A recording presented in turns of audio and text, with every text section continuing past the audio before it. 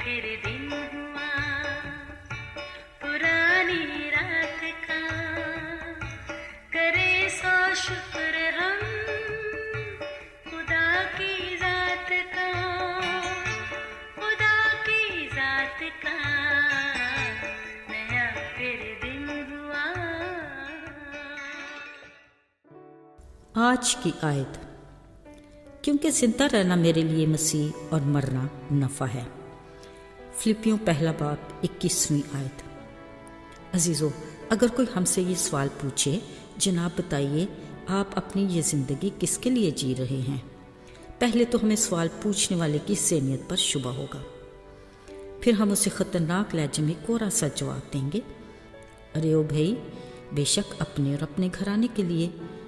इसमें अब भाम नहीं, क्योंकि खुदगर्जी का दायरा बस इतना ही है। क्या ही अच्छा हो अगर हम अपने अना के शेल से बाहर झांक कर देख लें, पता तो चले हमारे आसपास कोई ऐसा तो नहीं जिसे हमारी ज़रूरत है।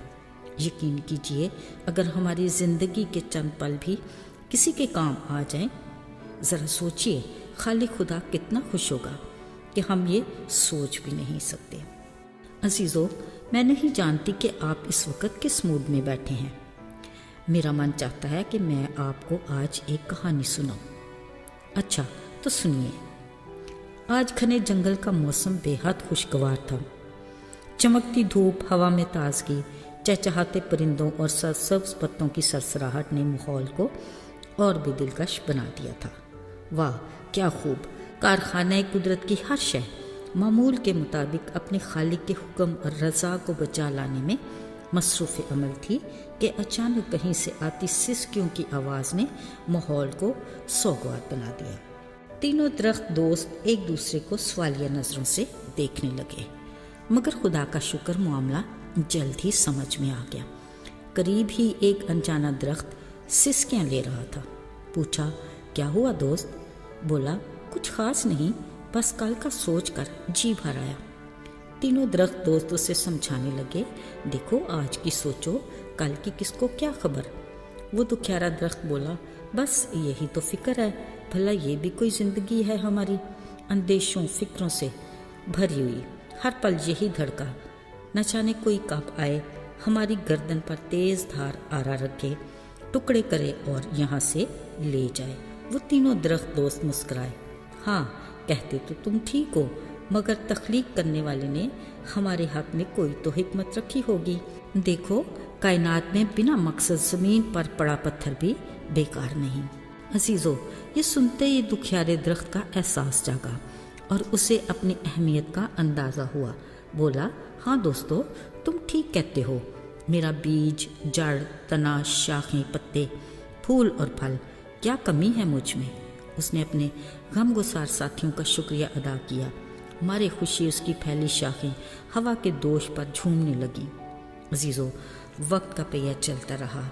इसी दौरान अक्सर औकात उस घने जंगल में कोई न कोई हंगामा होता रहता और कोई न कोई अपने साथी दरख्त से जुदा होता रहता।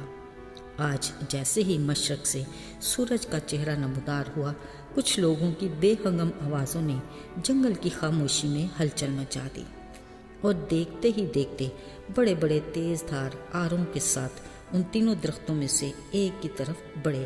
पहले तो वो घबरा गया, फिर सर झुकाकर बोला, आए खालिक, मेरे मन की तमन्ना है मेरा वजूद जिस भी रूप में ढले बेमिसाल बन जाऊं।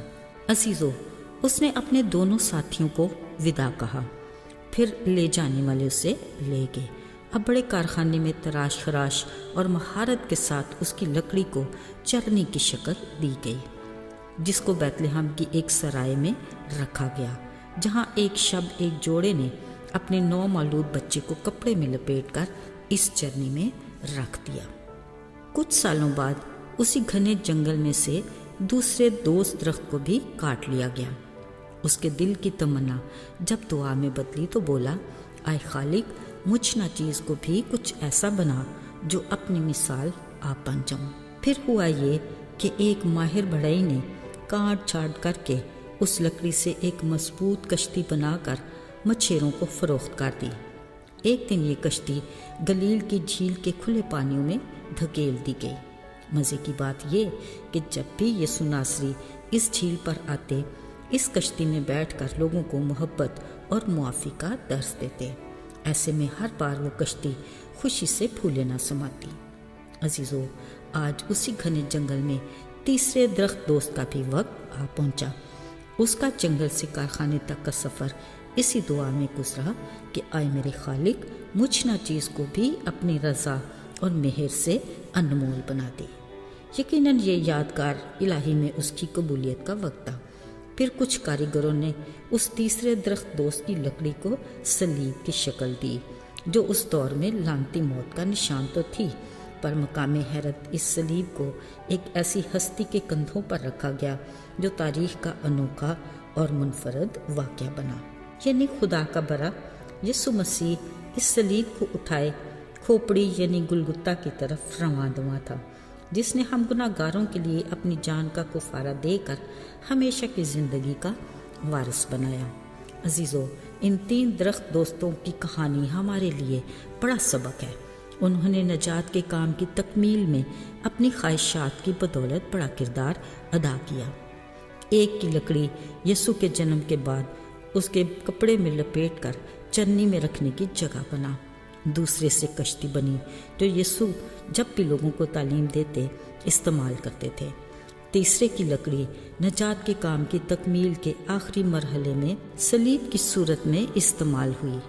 یوں تینوں درخت دوست اپنی خواہشات کے مطابق کسی نہ کسی صورت میں یسوع کے کام آئے۔